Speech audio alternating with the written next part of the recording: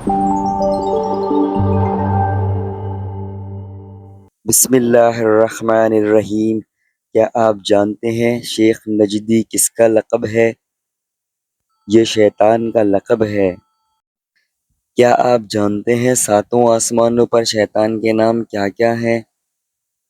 علامہ سمرقندی نے کشف البیان میں کعب احبار کی روایت سے نقل کیا ہے کہ شیطان کو آسمان دنیا پہلے آسمان پر عابد کے نام سے پکارا جاتا تھا، دوسرے آسمان پر اس کا نام زاہد، تیسرے پر عارف، چوتھے پر ولی، پانچویں پر تقی، چھٹے پر خازن، ساتویں پر عزرائیل اور لوح محفوظ میں اس کا نام ابلیس لکھا ہوا ہے۔